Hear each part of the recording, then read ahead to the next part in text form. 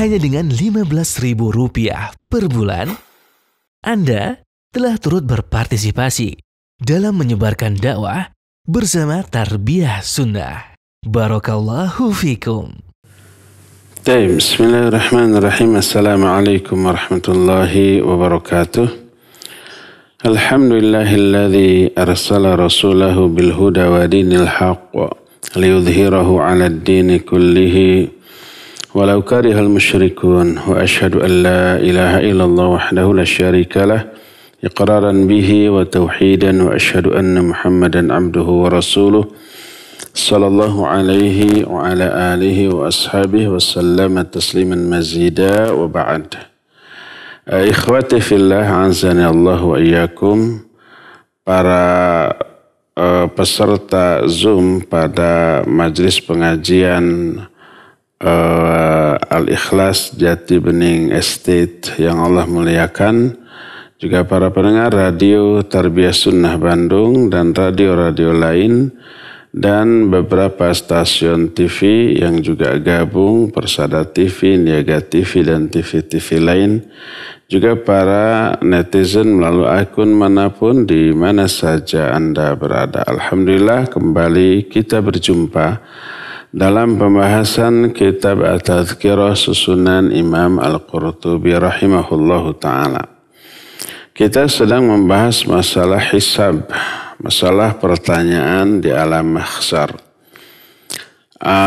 Salah satu di antara pertanyaan di padang mahsyar nanti adalah kepedulian kita terhadap lingkungan sekeliling, terhadap kemungkaran yang terjadi di sekitar kita. Ada reaksi atau tidak, atau hanya diam saja? Kalau diam saja, apa alasannya? Rata-rata orang yang berdiam diri dari kemungkaran adalah karena takut kepada manusia. Ada juga yang tidak takut tapi nggak peduli kepada sesama. Padahal kepedulian kepada sesama itu adalah wujud adanya iman. Wujud adanya iman kepada sesama muslim diaplikasikan, diwujudkan dalam bentuk adanya rasa kasih sayang, mencintai sesama. Nggak ada rasa kasih sayang, tidak ada iman. Nggak ada iman, nggak bisa ke surga. Berkata Nabi SAW dalam hadis sahih riwayat Imam Bukhari dan Imam Muslim, la tadkhulul jannata hatta tu'minu wa la tu'minu hatta tahabu. Kamu nggak akan bisa masuk surga sebelum kamu beriman, dan kamu tidak bisa beriman sebelum kamu saling mencintai. Salah satu di antara bentuk saling mencintai itu peduli.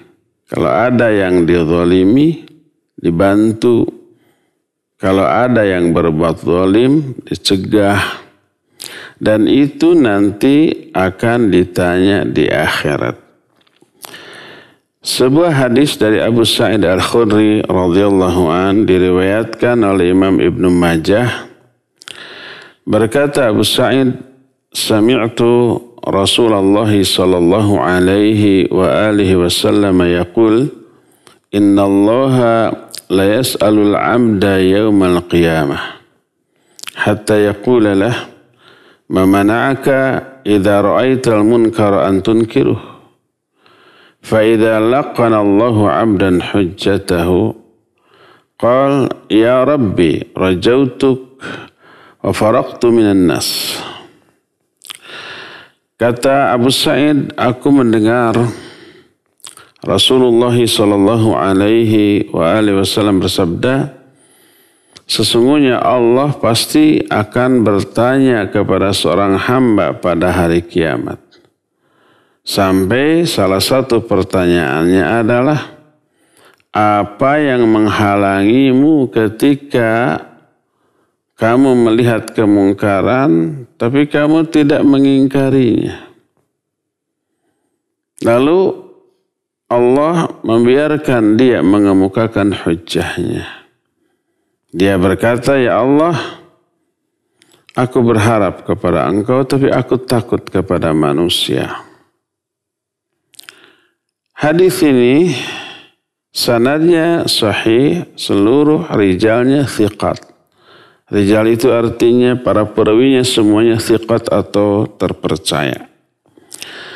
Dalam hadis lain masih dari Abu Sa'id Al-Khudri radhiyallahu an berkata Rasul alaihi salatu wasallam, la yahqiranna ahadukum nafsahu idza ra'a amrallahi alaihi fihi maqal fala yaqulu fihi fayuqalu yawmal qiyamah ma mana'aka idza ra'aita kadza wa kadza an taqula fihi.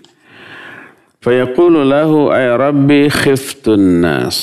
Fayuqal iyaya kunta ahaqqu an takhaf. Kata Nabi SAW, jangan sekali-kali salah seorang di antara kalian menghinakan dirinya apabila melihat sebuah perintah Allah yang dia harus berkata di dalamnya tapi dia tidak berkata. Gak berani ngomong. Nah, maka pada hari kiamat Allah akan bertanya, apa yang menghalangimu? Ketika engkau melihat begini, engkau harusnya berkata demikian tapi engkau tidak berkata sama sekali. Maksudnya tidak mencegah, tidak mengingkari kemungkaran itu. Si hamba kemudian menjawab, ya Allah, aku takut kepada manusia. Allah berfirman, aku yang lebih berhak untuk kamu takuti. Ini permintaan pertanggungjawaban terhadap sikap pengecut, penakut kepada manusia, tapi tidak takut kepada Allah Subhanahu wa ta'ala. Termasuk diterangkan di dalam salah satu hadis yang diterima dari Ibnu Abbas radhiyallahu anhuma, diriwayatkan oleh Imam Abu Nuaim, bahwa Rasulullah SAW bersabda, la yaqifanna ahadukum ala rajulin yudrabu zalima fa innal la'nata tanzilu minas sama' ala man hadarahu idza lam tudafi'u anhu wa la yaqifanna ahadukum ala rajulin yuqtalu zalima aw yuqtalu zulman fa innal la'nah tanzilu minas sama'i ala man hadarahu idza lam tudafi'u anhu. Kata Nabi SAW, janganlah salah seorang di antara kalian berdiam diri menyaksikan seseorang dipukul secara zalim, dibiarkan, tidak ditolong, tidak dibantu. Hanya karena nggak peduli, biar aja. Itu kan orang lain yang kita nggak kenal. Saudara bukan, tetangga bukan, kerabat bukan, apalagi keluarga bukan. Biarin aja.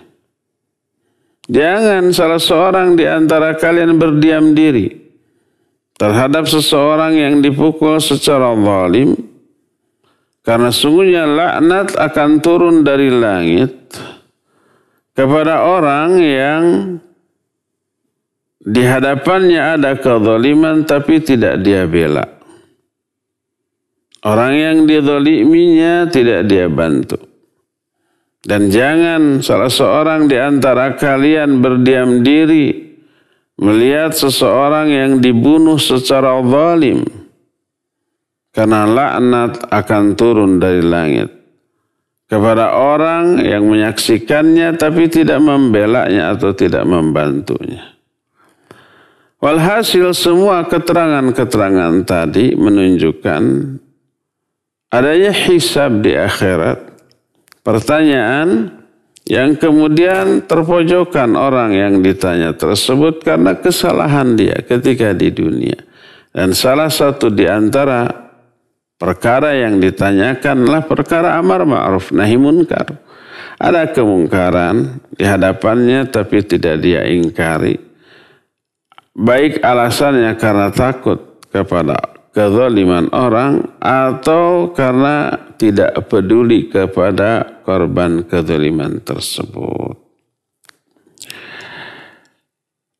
Nanti di akhirat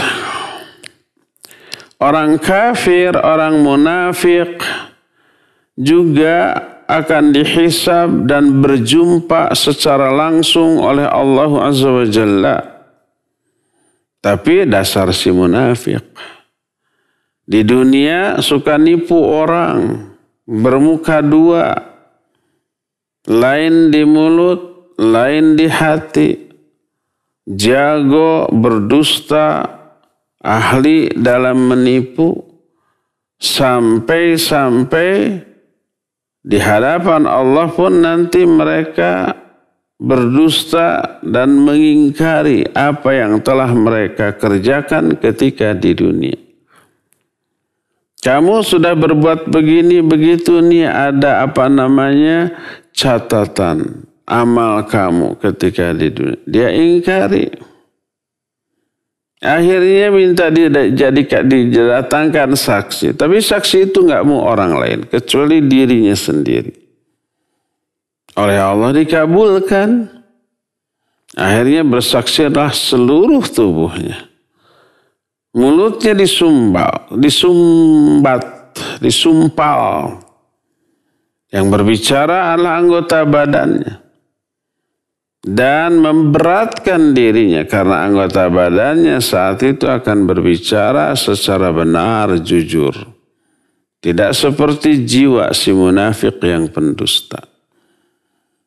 Allah Azza wa Jalla berfirman dalam Al-Quran di antara surah Yasin ayat 65. Al-yawma nakhtimu ala afwahihim wa tukallimuna aydihim wa tashhadu arjuluhum bima kanu yaksibun. Pada hari itu, hari kiamat, kami tutup mulut-mulut mereka. Dan berbicaralah kepada kami tangan mereka. Bersaksilah kaki-kaki mereka tentang apa yang dahulu pernah mereka kerjakan di dunia.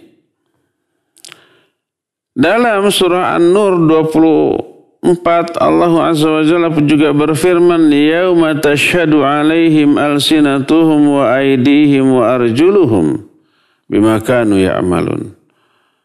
Pada hari ketika bersaksilah atas mereka lisan-lisan mereka, tangan-tangan mereka, kaki-kaki mereka, tentang apa yang mereka kerjakan dahulu ketika di dunia. Termasuk juga kulit mereka berbicara. Setelah mulut mereka disumpal dan nggak bisa bicara, yang bicara adalah anggota badan, terus memberikan kesaksian secara jujur oleh Allah, kemudian ditinggalkan, dibuka lagi sumbatan mulutnya. Dia pun memarahi anggota badannya.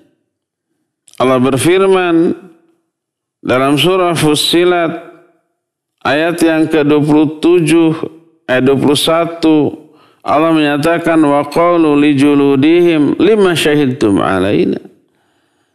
Berkatalah mereka kepada kulit-kulit mereka yang tadi bersaksi secara jujur.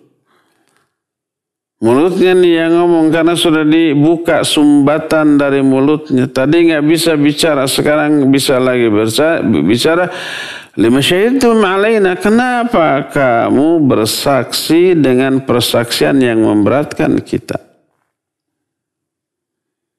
Sebuah hadis dari Muawiyah bin Hidah al-Qurashi, Nabi SAW menyatakan, taji'una yawmal qiyamah ala afwahihim al-fidam wa awwalu ma yatakallamu minal insan fakhiduhu wa kaffuhu. Kalian akan datang pada hari kiamat dalam keadaan mulut-mulut kalian tersumpal, disumbat, gak bisa ngomong, gak bisa bicara. Dan yang pertama kali berbicara di antara anggota tubuh manusia adalah pahanya dan telapak tangannya. Imam Muslim meriwayatkan hadis yang diterima dari Anas bin Malik radhiyallahu an. Kata Anas, kunna inda Rasulillah sallallahu alaihi wa alihi wasallam fadhahik. Faqala hal tadruna lima adhak? Qulna Allahu wa rasuluhu a'lam. Qal min mukhatabatil 'abdi rabbah. Yaqul ya Rabbi alam tujirni minadh-dhulam? Qal yaqulu bala. Faqal fayaqulu fa inni la ujizu ala nafsi syahidan minni. Qal kafa bi nafsika al-yawma 'alayka hasiba. Wa bil kiramil katibina syuhuda. Qal fayukhtamu ala fihi. Fayuqalu li arkanihi antiqi fatantiqu bi'amalihi. Qala thumma yukhalli bainahu bainal kalam. Qala fayaqul bu'dan la kunna wa suhtan fa an kunna kuntu unadhil. Kata Anas, kami sedang bersama-sama di samping Rasul sallallahu alaihi wa alihi wasallam. Tiba-tiba beliau tertawa. Nggak ada sebab, nggak ada apa, tiba-tiba tertawa. Kemudian beliau bertanya, tahu nggak kalian kenapa saya tertawa? Apa yang saya tertawakan? Dijawab, Allah dan Rasulnya yang lebih tahu. Kemudian beliau menjelaskan, aku tertawa karena dialog antara seorang hamba dengan Allah nanti pada hari kiamat. Si hamba berkata, ya Allah, bukankah engkau telah menjamin aku dari kezaliman?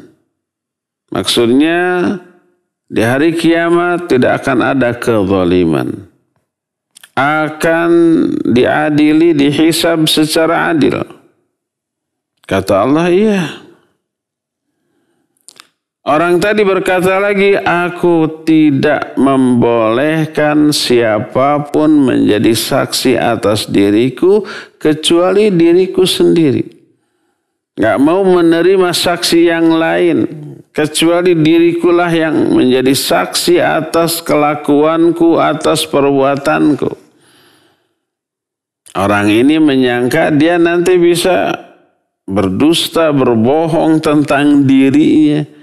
Akan dia solehkan dirinya, akan dia berikan informasi yang baik-baik tentang dirinya. Gitu tuh. Kata Allah, kafa bi nafsika al-yawma 'alaika hasiba. Cukuplah hari ini kamu menjadi saksi atas dirimu sendiri. Wabil kiramil katibina syuhuda, dan ada tuh malaikat-malaikat pencatat yang juga akan menyaksikan.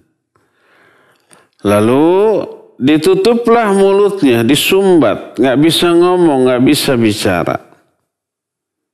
Allah berfirman kepada anggota badan orang itu, antiqi, berbicaralah kamu. Berbicaralah seluruh anggota badannya tentang amal-amal yang dilakukannya. Jujur. Setelah itu Allah tinggalkan dia sendirian dan sumbatan mulutnya dilepas kembali. Dia bisa bicara lagi, lalu dia bicara kepada dirinya, bu'dan lakun wasuhqa. Kata dia, celaka kamu. Jauh kamu itu dari aku. Fangkunna kuntu unadil. Dulu aku melakukan ini itu tuh untuk menyenangkan kalian. Dia bermaksiat untuk menyenangkan anggota badannya. Tapi sekarang anggota badannya memberi kesaksian yang memberatkannya. Dari Abu Sa'id dan juga Abu Hurairah radhiyallahu anhuma, dua-duanya berkata, qala Rasulullah sallallahu alaihi wa alihi wasallam, telah berkata Rasul sallallahu alaihi wasallam, yu'ta bil 'abdi yaumal qiyamah fayaqul alam aj'al laka sam'an wa basaran wa malan wa walada wa sakhartu lakal an'am wal harth wa taraktuka tar'asu wa tarba'u fakunta tadhunnu annaka mulaqi yaumaka hadha fayaqulu la fayaqul al yauma ansaka kama nasitani. Akan didatangkan seorang hamba pada hari kiamat. Lalu Allah berkata kepada hamba tersebut, bukankah aku telah menjadikan bagimu pendengaran, penglihatan, harta, dan anak-anak? Telah aku tundukkan bagimu binatang ternak dan sawah ladang. Dan diberikan kekayaan tuh. Seluruh indera lengkap, tidak ada yang kurang sedikit pun. Istri dan anak dikasih sehat-sehat, pintar-pintar, lucu-lucu. Harta diberikan melimpah, kendaraan, tempat tinggal, dan usaha yang bagus. Selain itu, aku juga telah membiarkan kamu berkuasa dan mengambil keuntungan dari kekuasaanmu. Mengambil pajak, mengambil pungutan dari orang-orang yang dikuasainya. Apa kamu dulu meyakini bahwa kamu akan bertemu aku pada hari ini? Itu kata Allah kepada si hamba. Dia menjawab tidak. Nggak nyangka akan berjumpa dengan Allah untuk dihisab. Untuk ditanya semuanya itu. Kata Allah, pada hari ini aku pun akan melupakanmu. Sebagaimana kamu sudah melupakan aku ketika di dunia dahulu. Dalam Sahih Bukhari dari Anas bin Malik radhiyallahu an berkata, Nabi alaihi salatu wassalam, yuja'u bil kafir yaumal qiyamah fayuqalu lah ara'aita law kana laka mil'ul ardi dhahaban kunta taftadi bih fayaqulu na'am fayuqalu lah qad kuntu sa'altu ma huwa aisaru min dhalik. Nanti akan didatangkan seorang kafir pada hari kiamat. Lalu ditanya. Orang kafir ini sudah dihisab dan akan diazab. Allah bertanya kepada orang kafir itu, bagaimana pendapatmu? Jika kamu memiliki emas sepenuh bumi. Emas sepenuh bumi gak akan ternilai ini harganya. Saking banyaknya, entah berapa ton, triliun ton mungkin. Kalau emas sepenuh bumi. Dan kenyataannya kan gak ada. Seandainya kamu memiliki emas sepenuh bumi, mau gak kamu menebus dirimu agar bisa terlepas dari azab dengan seluruh hartamu? Hartanya berupa emas sepenuh bumi. Mau enggak dijadikan sebagai penembus bagi dirimu agar kamu terlepas dari azab? Orang itu menjawab, iya mau. Yang penting selamat, untuk apa kaya tapi tersiksa? Kata Allah, aku dulu ketika di dunia memintamu yang lebih ringan daripada itu. Tidak minta mengumpulkan emas sepenuh bumi, enggak. Karena yakin enggak akan mampu. Yang aku minta hanyalah kamu jangan menyekutukan aku dengan sesuatu pun. Itu saja. Enteng kan? Meninggalkan perbuatan syirik. Mentauhidkan Allah dalam beramal. Cukup itu. Itu jauh lebih mudah. Daripada mengumpulkan emas sepenuh bumi. Tapi kamu enggan. Yang kamu inginkan hanya syirik. Oleh karena itulah orang itu tidak bisa menebus dirinya dari azab dengan apapun. Tadi sudah dikatakan organ atau bagian tubuh yang pertama kali berbicara dari diri manusia adalah pahanya. Ada dua penjelasan dari para ulama tentang hal ini.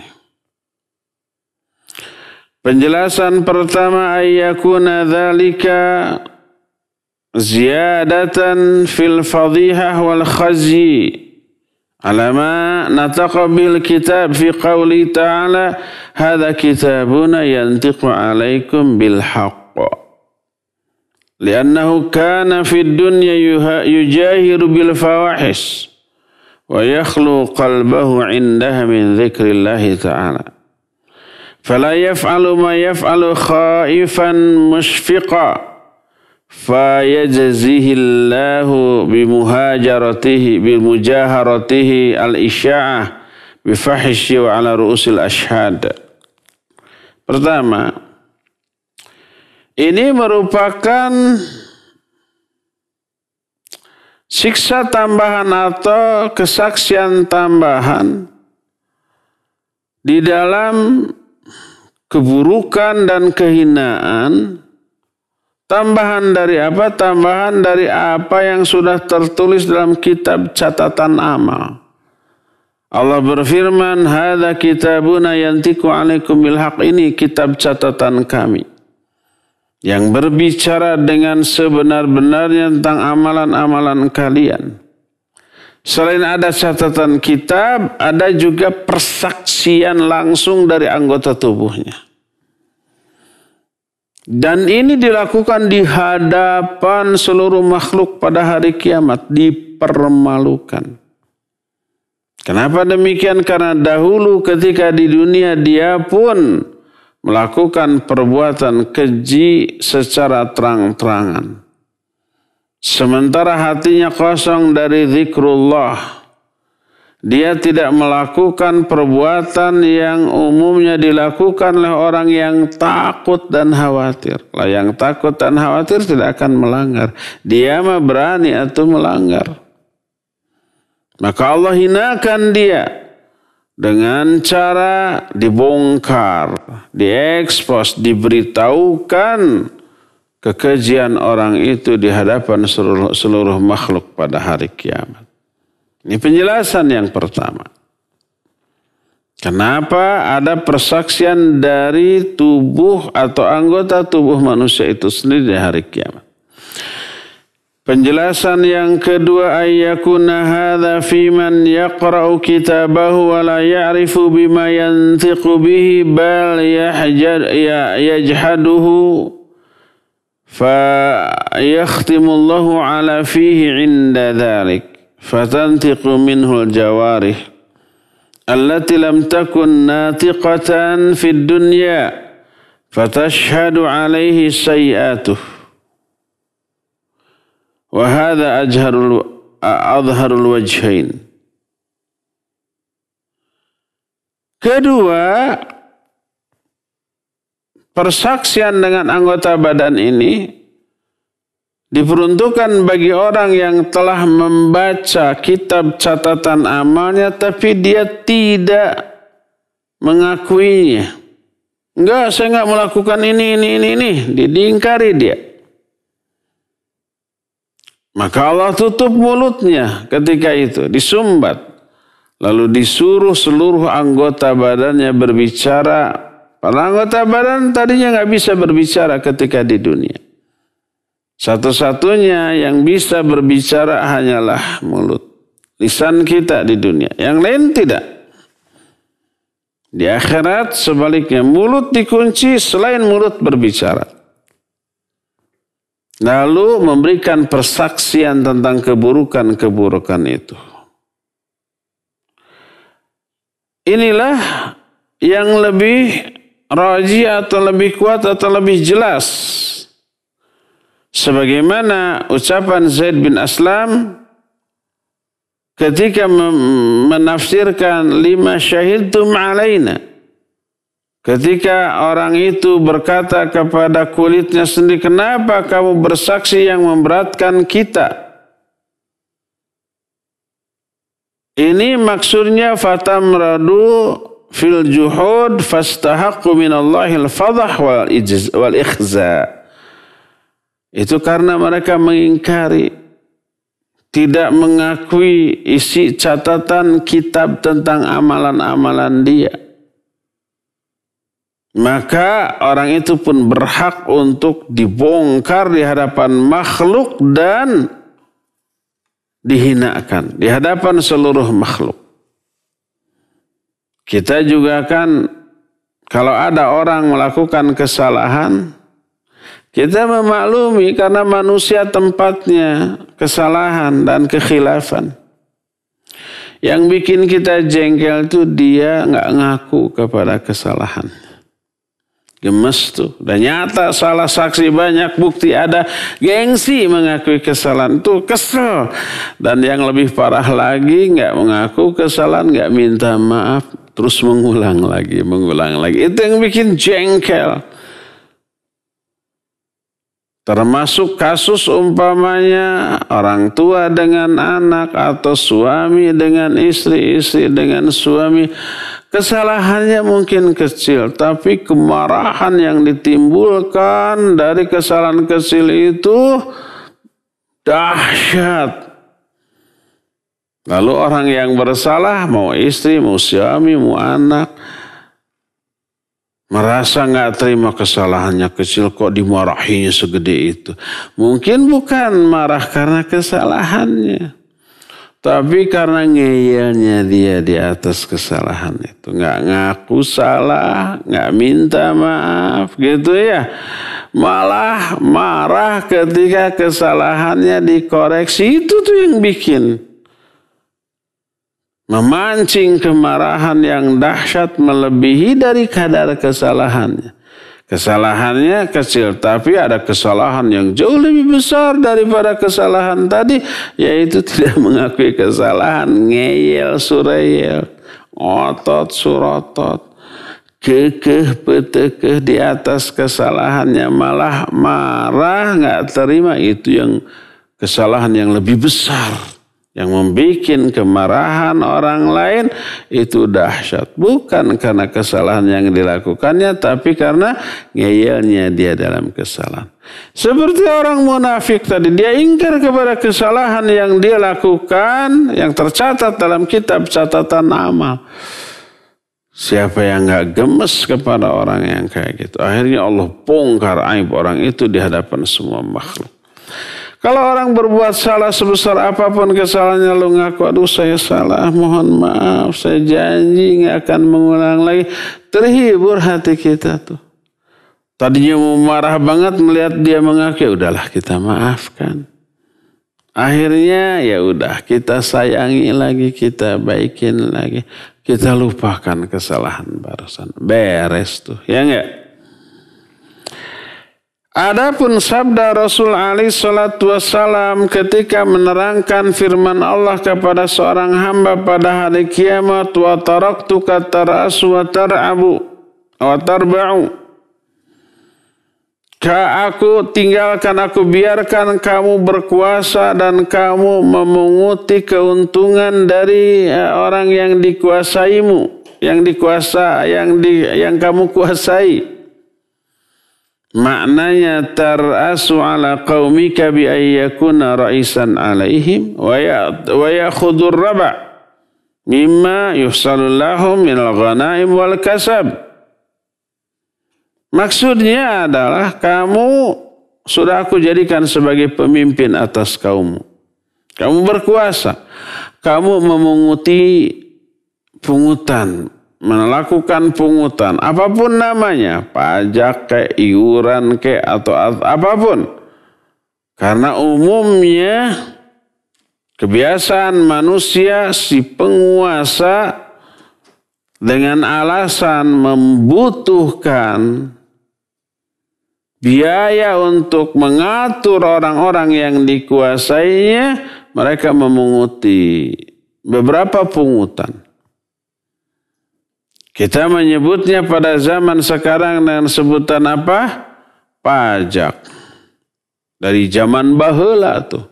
Ada yang pajaknya itu kebangetan. 10%, 20% dari penghasilan agak mending. Ada yang di atas itu 40%, 50%. Ada yang di atas 50%. Di Eropa pajaknya itu Masya Allah, besar itu. Bisa 40%, bisa 50%. Makanya para atlet, para siapa lagi kayak itu, para artis, penyanyi, pemain film itu kan dibayarnya itu miliaran itu. Itu yang didapat mungkin cuma setengahnya. Setengahnya lagi mah dipungut pemerintah setempat sebagai pajak atuh. Tidak ada yang bisa lepas dari pajak dengan sistem computerized yang sudah diterapkan. Semua orang didata secara komputer. Semua penghasilan yang masuk itu terdata. Langsung dipotong pajak. Semua orang wajib memiliki kartu kredit yang terpantau oleh pemerintah. Kekayaannya berapa, dari mana, legal atau tidak legal bisa ketahuan. Bahkan untuk seseorang yang ngasih hadiah ke orang lain, ada wajib pajak. Semua dipajak. Ini hampir di setiap negara, termasuk Indonesia, berlaku pajak. Kata Allah Azza wa Jalla, wa taraktuka tarasu wa tarba'. Aku biarkan kamu berkuasa, aku biarkan kamu memunguti pajak. Nah, seperti itu. Lalu ditanya, kamu yakin gak akan berjumpa dengan aku dan akan diminta pertanggungjawaban tentang semua itu? Jangan merasa para penguasa memiliki kekuasaan, dia kelak akan bebas dari mempertanggungjawabkan kekuasaannya. Jangankan di akhirat, di dunia aja. Setiap penguasa level apapun, saya nggak tahu kan level RT, mestinya sih ya. Level presiden, level menteri, level gubernur, wali kota atau bupati, camat, kades, di akhir kekuasaan mereka harus memberikan nggak laporan pertanggungjawaban? Iya, diberikan laporan pertanggungjawaban tentang semuanya. Lalu dipresentasikan di hadapan orang-orang yang disebut wakil rakyat, DPR, MPR kalau sekarang kan gitu. Ada kekeliruan, kesalahan, manipulasi mungkin, tapi ya udah diabaikan. Yang meminta pertanggungjawaban, Harorianti malas ribut, sudahlah terima saja sudah gitu. Di akhirat nggak bisa begitu, diminta pertanggungjawabannya. Kezaliman, keadilan. Kezaliman dihukum, keadilan diberikan ganjaran, reward pahala. Kamu yakin gak akan berjumpa dengan aku pada hari ini? Si penguasa tadi menyatakan enggak. Kalau begitu kamu lupa ya lalai. Kamu pun akan dilalaikan pada hari ini sebagaimana kamu pun melalaikan aku.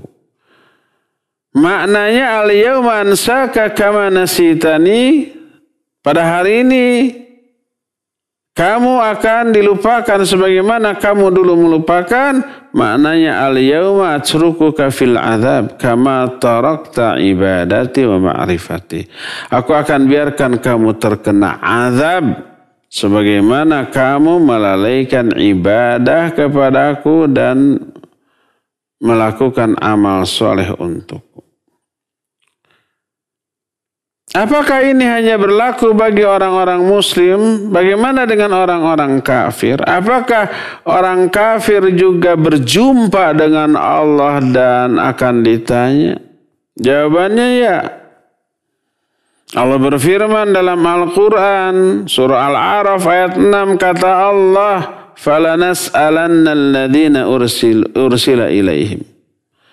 Kami pasti akan bertanya kepada orang-orang yang dahulu kepada mereka diutus para rasul kami. Juga dalam surah Al-An'am ayat 30, walau tara idh wuqifu ala rabbihim. Seandainya engkau melihat ketika orang-orang kafir diberdirikan di hadapan Allah. Ulaika yuraduna ala rabbihim, mereka itu orang-orang yang akan dihadapkan kepada Allah. Wa uridu ala rabbika safa, mereka dihadapkan kepada Allah secara berbaris. Inna ilaina iyabahum thumma inna alaina hisabahum. Sesungguhnya kepada kamilah semua mereka akan kembali, dan sesungguhnya tanggungan kamilah untuk menghisab mereka. Lihat juga dalam surah Al-Ankabut ayat 12 Allah berfirman, wa qala alladhina kafaru lilladhina amanu tabi'u sabilana falanahmil khatayakum. Berkatalah orang-orang kafir ketika di dunia nih kepada orang-orang beriman, ikuti yuk jalan hidupku, aku akan menanggung semua dosa kamu. Kan kayak gitu tuh. Sampai pada ayat wala yus'alunna yaumal qiyamah amma kanu yaftarun. Pasti mereka semua akan ditanya pada hari kiamat tentang apa yang mereka ada-adakan. Ayat yang semakna dengan ini amat sangat banyak. Intinya orang kafir ditanya, orang munafik ditanya, dihisab, langsung berjumpa dengan Allah ketika hisab. Bagaimana dengan ayat yang menyatakan yu'raful mujrimuna bisimahum fayukhadhu bin nawasi wal aqdam. Orang-orang durhaka akan dikenal melalui ekspresi wajahnya, tanda-tanda mereka. Fayukhadhu bin nawasi wal aqdam, mereka itu akan diambil, dipegang ubun-ubunnya dan juga kaki-kaki mereka. Ketika menjelaskan ayat ini berkata Rasul sallallahu alaihi wasallam, yakhruju unuqum minan nar, nanti akan keluar leher dari api neraka, kemudian dia akan berkata, ukiltu bi thalathin bikulli jabbarin anid wa kulli man ja'ala ma'allahi ilahan akhar wa bil musawwirin. Aku ditugaskan untuk mengadab 3 jenis manusia. Aku ditugaskan mengambil 3 jenis manusia untuk dimasukkan ke dalam neraka. Pertama, kepada setiap jabbarin anid, para penguasa diktator yang jahat, yang zalim dengan kekuasaannya tuh. Kedua, setiap orang yang menjadikan sesembahan lain selain Allah. Ke Allah nyembah, ke selain Allah juga menyembah. Orang-orang yang melakukan perbuatan syirik. KTP-nya Islam, suka sholat, suka saum Ramadan, haji berkali-kali, tapi suka minta-minta kepada selain Allah. Minta ke ruh orang yang mati, ke kuburan, ke benda-benda mati, dan seterusnya. Yang dianggap bertuah. Minta ke setan dari kalangan bangsa jin. Dan yang ketiga, bil musawwirin, kepada orang-orang tukang gambar. Maksudnya tukang gambar makhluk hidup. Dijawab, dijelaskan oleh para ulama, hadza yuhtamalu ay yakuna ba'dal wazn wal hisab wa tatayarul kitab akutub fil yamin washimal wa tadhimul khalaq. Itu kejadiannya adalah setelah timbangan, hisab, dibagi-baginya catatan amal, ada yang dengan tangan kiri, ada yang dengan tangan kanan, dan sudah dibesarkannya ukuran makhluk. Ukuran makhluk nanti menjadi besar. Penghuni neraka aja besarnya nggak ketulungan. Satu tempat duduk satu orang menghabiskan tempat antara Mekah dan Madinah 500 kilometer tuh. Satu tempat duduk seorang ahli neraka. Giginya aja sebesar gunung Uhud. Itu ahli neraka. Ahli surga juga nanti akan membesar. Semua ahli surga masuk ke dalam surga dalam kondisi atau ukuran seukuran Nabi Adam ketika pertama kali diciptakan. Yaitu ya sekitar 30 meteran gitu, 60 hasta gitu.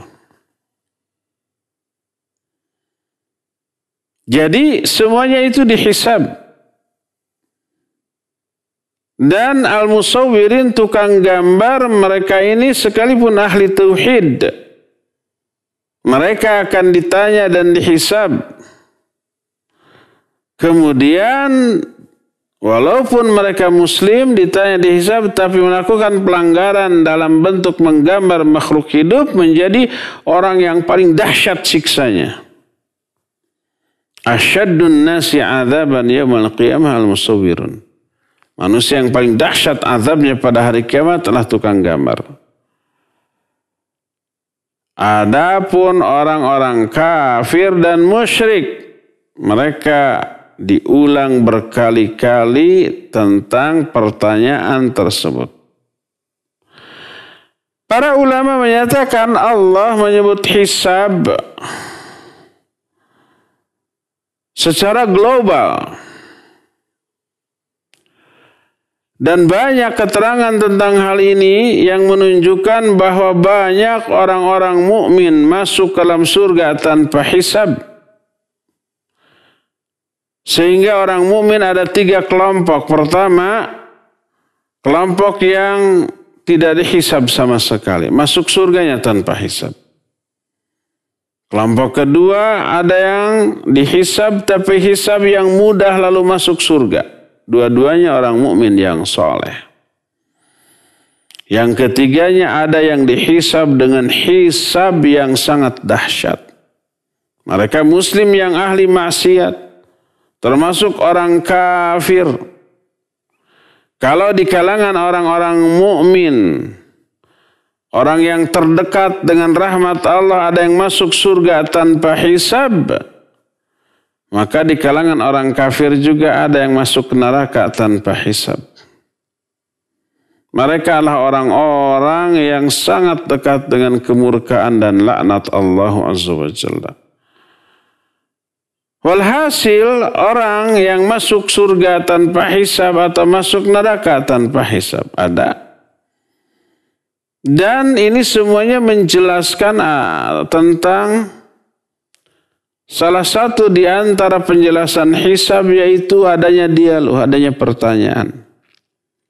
Sebagai bentuk pertanggungjawaban yang harus dialami oleh setiap manusia, termasuk manusia yang kafir. Mereka semuanya dihisab. Mereka semuanya ditanya. Mereka semuanya akan mengalami semua itu dalam kondisi yang sangat menakutkan dan mengerikan serta menegangkan. Inilah penjelasan kita pada pagi hari ini tentang hisab. Cukup sampai di sini saja. Insya Allah untuk kajian berikutnya akan kita lanjut di hari Kamis sebulan yang akan datang. Sekarang kita akan masuki sesi tanya jawab. Wassallallahu ala nabiyina Muhammadin wa ala alihi wa ashabihi wasallam. Mangga. Syukran Ustaz atas penjelasan yang disampaikan, dan mudah-mudahan bisa difahami oleh kita sendiri, oleh kita semua, dan Allah memberikan taufik dan hidayahnya bagi kita untuk bisa mengamalkannya. Akhwatul iman azanallahu wa iyyakum. Untuk selanjutnya kita buka sesi tanya jawab. Bagi antum yang akan bertanya, kami persilahkan bisa menghubungi kami di nomor telepon 02286862637 atau melalui pesan singkat di nomor 081122714776. Dan bagi peserta Zoom juga bisa bertanya melalui chat maupun juga secara langsung melalui mikrofon. Baik, sudah ada penelpon, kita angkat yang pertama. Halo. Waalaikumsalam warahmatullahi wabarakatuh. Silakan Pak Mul. Siap. Ustaz, saya mau bertanya masalah makhluk atau pertanyaan dalam kubur. Yang saya tanyakan ada 2 pertanyaan, yaitu berat mana pertanyaan di alam kubur dengan pertanyaan nanti di akhirat hari kiamat. Sekian, assalamualaikum warahmatullahi wabarakatuh. Waalaikumsalam warahmatullahi wabarakatuh. Pak Mulyana, barakallahu fik. Iya, pertanyaan yang bagus. Di alam kubur kita ditanya. Di akhirat kita juga ditanya. Pertanyaannya berbeda. Kalau di alam kubur ditanya tentang 3 hal. Man rabbuk, wa ma dinuk, wa man nabiyuk. Siapa Rabbmu, apa agamamu, dan siapa nabimu. Ada dalam riwayat lain bagaimana amalmu. Nah, kalau di akhirat lebih komprehensif, lebih lengkap, lebih detail pertanyaannya. Sekarang pertanyaan mana yang lebih berat? Pertanyaan alam kubur atau pertanyaan di hari kiamat? Tentu saja lebih enteng, lebih ringan di alam kubur. Pertanyaan di akhirat jauh lebih berat, lebih dahsyat. Terutama bagi orang-orang muslim yang durhaka, apalagi orang kafir dan orang musyrik. Agak mending orang mukmin yang soleh. Kalau selamat dan bisa lolos dari pertanyaan di alam kubur, di akhirat nanti lebih enteng dan lebih ringan. Ya, lolos dari pertanyaan alam kubur sehingga memperoleh azab kubur, waliyadzubillah, nanti di akhirat lebih dahsyat lagi.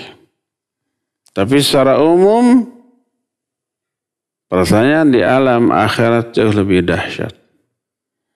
Sebuah hadis dari Utsman bin Affan radhiyallahu anhu. Utsman itu kalau berdiri di atas kuburan menangis dengan dahsyat sampai jenggotnya basah oleh air matanya. Saking dahsyatnya tangisannya. Ditanya, engkau melihat surga neraka enggak nangis, tapi kalau melihat alam kubur engkau menangis. Beliau menjawab, aku mendengar Rasul sallallahu alaihi wasallam bersabda, al-qabru manzilatun min manazilil akhirah. Faman najamin fama ba'dahu aisar. Faman lam yanju minhu fama ba'dahu asyad. Karena aku mendengar Nabi SAW bersabda bahwa alam kubur salah satu fase di antara fase-fase menuju akhirat.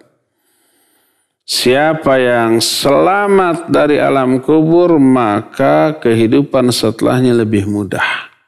Termasuk di akhiratnya akan lebih mudah. Kalau selamat dari fitnah kubur, pertanyaan di alam kubur. Walaupun tentu saja lebih rinci dan lebih lama. Kalau di alam kubur ditanya tentang 3 hal bisa menjawab, sudah selesai, dapat nikmat kubur. Kalau di akhirat, dimulai padang mahsyar, kemudian ada hisab, ada timbangan, ada diberikan catatan-catatan sampai menyeberang sirat. Itu lama, mengerikan. Jadi secara umum lebih enteng di alam kubur. Walaupun di alam kubur juga berat, apalagi di alam akhirat. Wa man lam yanju minhu fa ba'dahu asyad. Siapa yang tidak selamat dari fitnah kubur, kehidupan setelahnya lebih dahsyat, lebih berat. Demikian Pak Mul, wallahu a'lam bissawab. Silakan lagi. Nah, syukran Ustaz atas jawabannya. Kami silakan bagi ibu-ibu Majelis Ta'lim Al-Ikhlas Jati Bening Estate yang akan bertanya, kami silakan bagi peserta Zoom maupun juga secara langsung. Ada pertanyaan melalui Zoom chat. Pertanyaan di luar tema mengenai musafir, Ustadz. Adakah batas waktu seseorang dihukumi sebagai musafir? Misalkan seseorang safar untuk bekerja atau belajar selama kurang lebih 6 bulan. Apakah selama waktu itu bisa dihukumi sebagai musafir? Fik. Batasan safar, baik jarak ataupun waktu, terutama yang ditanyakan waktu. Tidak ada batasan waktu untuk safar selama dia tidak mengetahui berapa lama ini safar dilakukan, karena dia tidak tahu pasti berapa lama urusan ini akan selesai. Selama itu maka dia dihitung safar. Diniatkan safar dengan jarak safar terus waktunya tidak tentu. Umpamanya seseorang dari Indonesia pergi ke luar negeri untuk satu keperluan. Dia tidak tahu berapa lama. Seselesainya, maka selama itu dia safar. Kalau sudah itu seperti haji atau umroh. Haji atau umroh. Umroh itu ya anggaplah 9 hari dengan perjalanan. Maka selama itu walaupun sudah pasti ya safar. Karena apa? Karena terlalu sebentarnya waktu tinggal dia di tempat. Di sono. Landing di Madinah cuma 3 hari itu batas waktu safarnya ya sudah terpenuhi oleh seluruh para ulama. Sebagian ulama menyatakan maksimal 4 hari, setelah 4 hari itu kemudian dia mukim. Jadi di Madinah baru 3 hari sudah langsung hari keempatnya pergi ke Mekah dan berjarak safar dari Madinah ke Mekah, safar lagi. Di sana juga 3 hari, ke hari keempatnya pulang ke Indonesia, safar. Adapun kalau sudah pasti, walaupun ke luar negeri, seperti umpamanya orang yang bekerja sebagai TKI. Waktu kontraknya 2 tahun.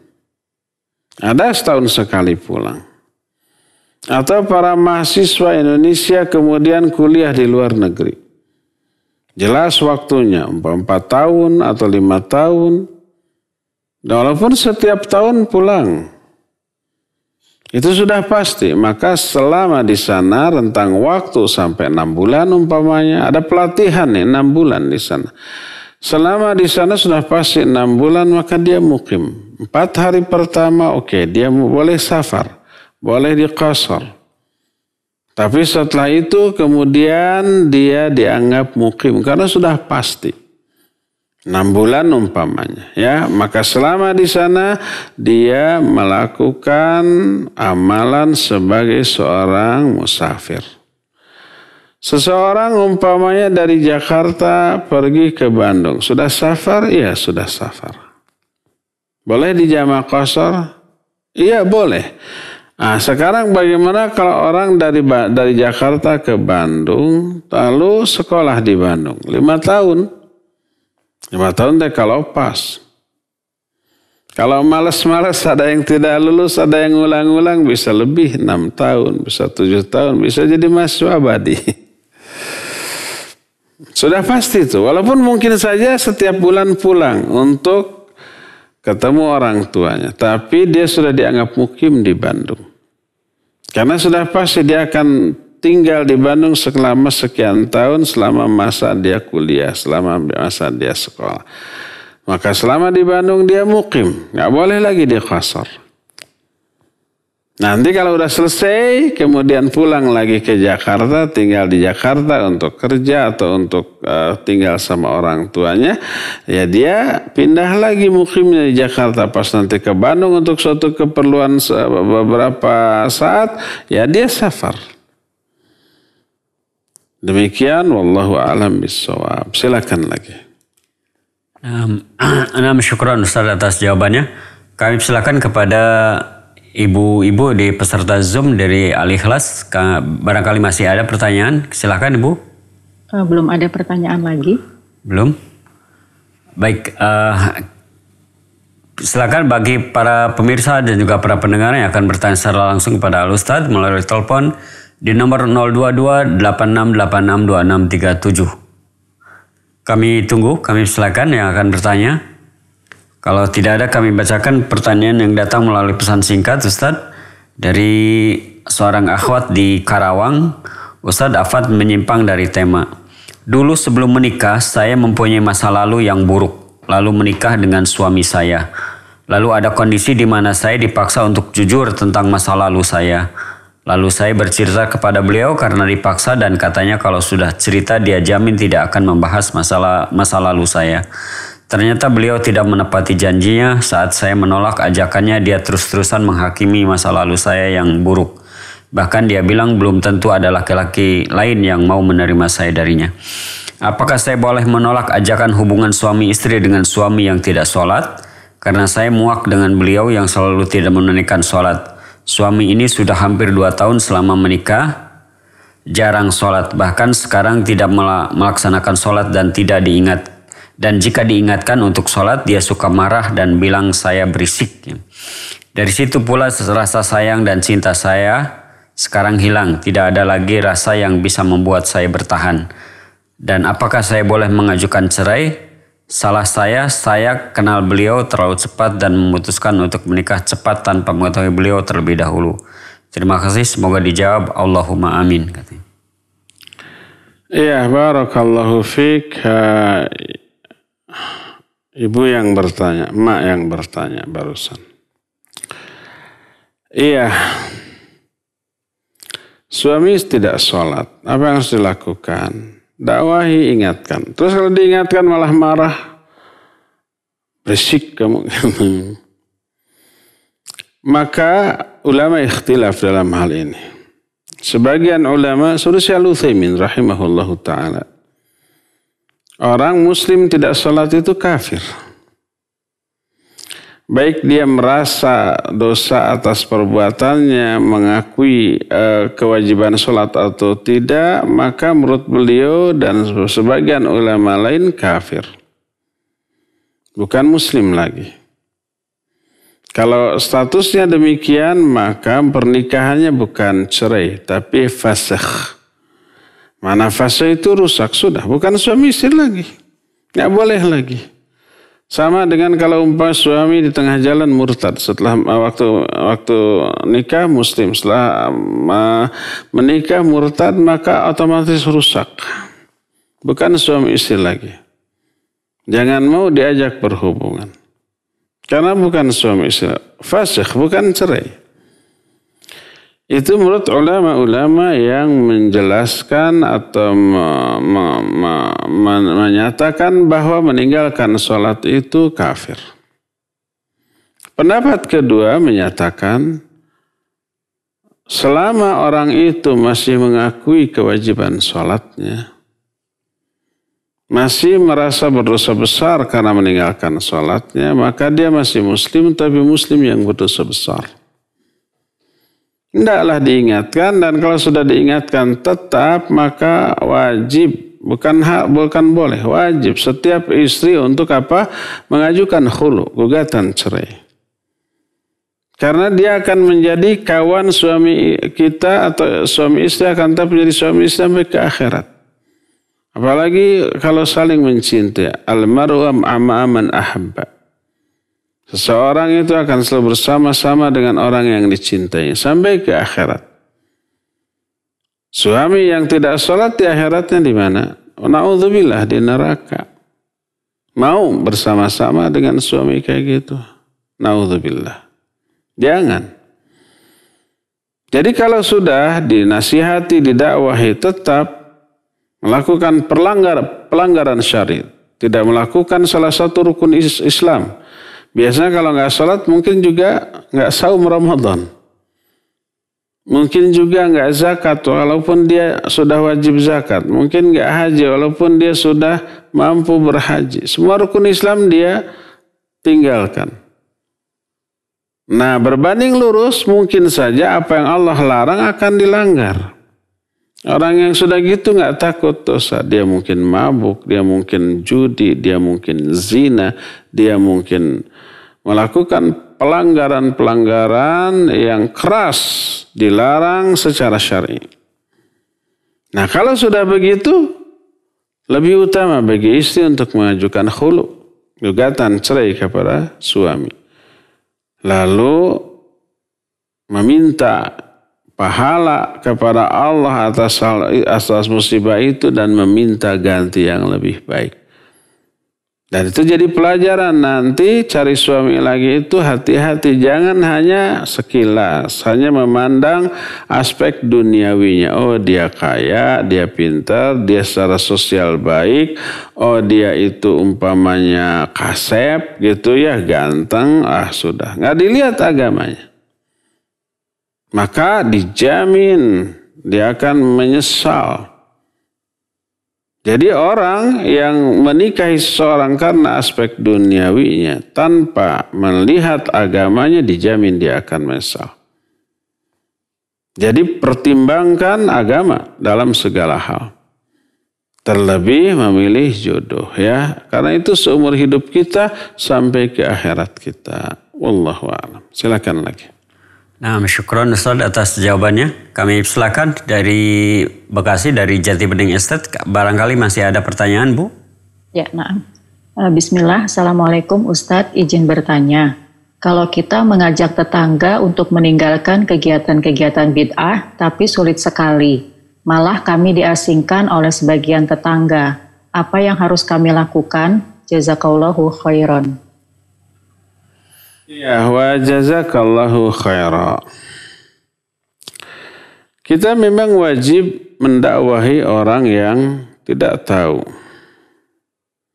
Memberitahu dengan hikmah. Mana hikmah adalah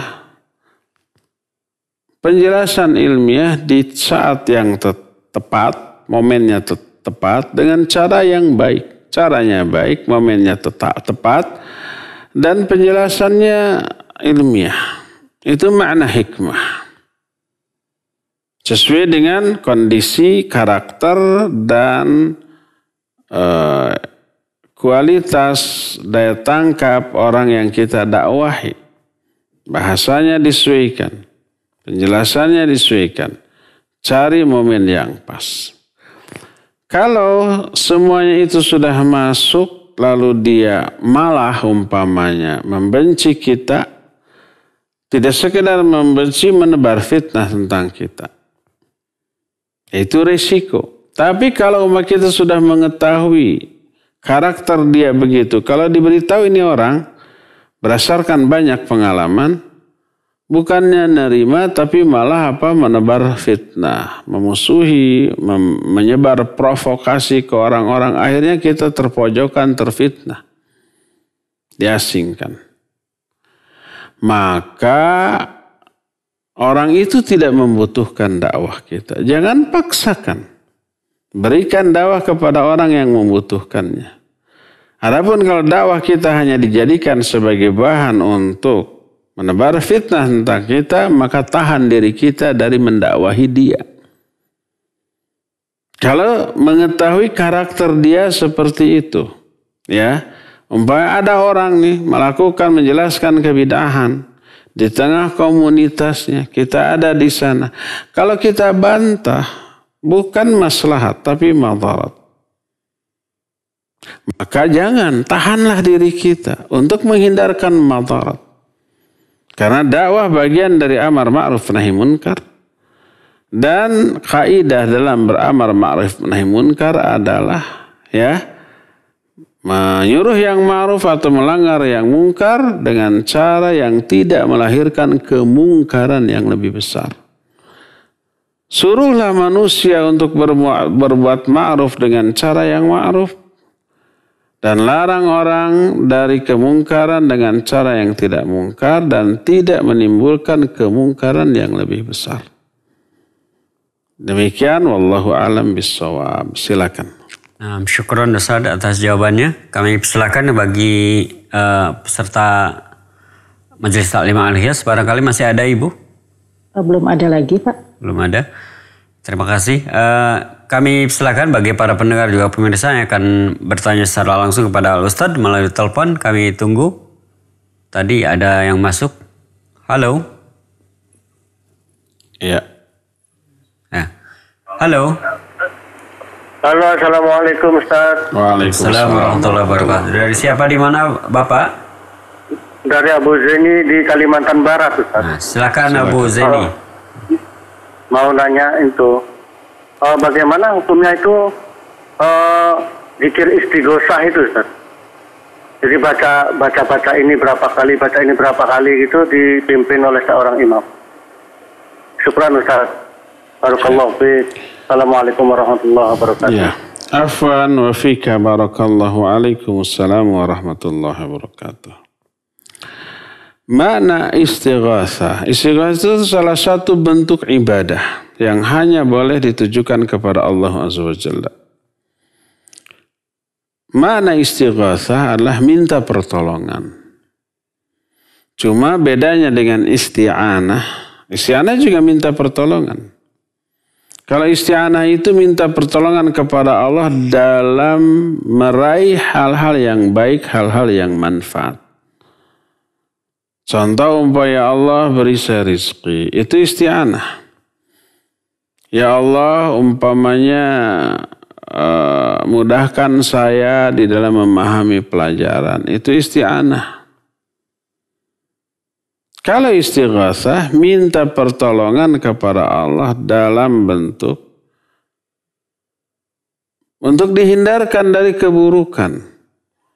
Ya Allah umpamanya hindarkan kami dari pandemi ini. Cabut pandemi ini dari kehidupan kami. Ya Allah sembuhkan saya ini dari penyakit. Ya Allah hindarkan saya dari bala, dari musibah, jauhkan. Itu istighatsah. Istighatsah minta pertolongan kepada Allah Azza wa Jalla agar dijauhkan dari penyakit, dari musibah, dari keburukan atau dicabut, diselamatkan dari musibah yang sedang menimpa kita seperti adanya pandemi COVID-19 sekarang ini. Kita berdoa kepada Allah, ya Allah, hindarkan saya dari penyakitnya, atau membaca Allahumma inni a'udzubika minal baras wal junun wal judham wasail asqam. Itu istighatsah. Allahumma inni a'udzubika min munkaratil akhlaq wal a'mal wal ahwa wal adwa. Ya Allah, aku berlindung kepada Engkau dari kemungkaran akhlak, kemungkaran amal, kemungkaran termasuk dari penyakit-penyakit yang berbahaya. Itu istighatsah. Allahumma inna nas'aluka fi'lal khairat. Itu isti'anah. Wa tarkal munkarat. Dan meninggalkan kemungkaran. Itu istighatsah. Jadi intinya isti'anah dan istighatsah dua-duanya minta pertolongan. Kalau isti'anah minta pertolongan dalam bentuk minta agar diberikan kebaikan, diberikan hal-hal yang manfaat, minta pertolongan untuk meraih hal-hal yang maslahat bagi kita. Kalau istighatsah minta pertolongan agar dijauhkan dari segala macam keburukan, kejelekan dan musibah. Dua-duanya ibadah. Tapi baik isti'anah ataupun istighatsah tidak ada seremonial tertentu, upacara tertentu, bentuk ibadah tertentu. Cukup apabila seorang meminta kepada Allah agar dijauhkan dari keburukan, itulah istighatsah. Apabila minta diberikan hal-hal yang maslahat, itulah isti'anah. Adapun mengarang-arang tersendiri, kita mengadakan isti'anah bareng-bareng dengan cara-cara tertentu yang dikarang-karang tidak dicontohkan oleh Nabi SAW, maka itu bukan bagian dari ajaran Islam. Kata Imam Malik, apa yang tidak menjadi agama di zaman Nabi tidak akan menjadi agama sampai hari kiamat. Apa yang tidak dilakukan oleh Nabi dan para sahabatnya di zaman itu tidak akan pernah menjadi bagian dari agama ini sampai hari kiamat. Oleh karena itulah maka Nabi SAW dan para sahabatnya dahulu, mereka selalu beristi'anah dan beristighatsah kepada Allah, tapi dalam bentuk berdoa, tidak melakukan ritual-ritual khusus dengan membaca surat-surat sekian kali gitu ya. Pimpin oleh imam, diikuti oleh semua jamaahnya. Nabi dan para sahabat tidak melakukan hal tersebut. Ya, cukup ya, sampai di sini saja, waktunya sudah habis. Insyaallah kita akan berjumpa kembali di masa yang akan datang. Subhanakallahumma bihamdik asyhadu an la ilaha illa anta astaghfiruka wa atubu ilaik. Walhamdulillahirabbil alamin. Wassalamualaikum warahmatullahi wabarakatuh.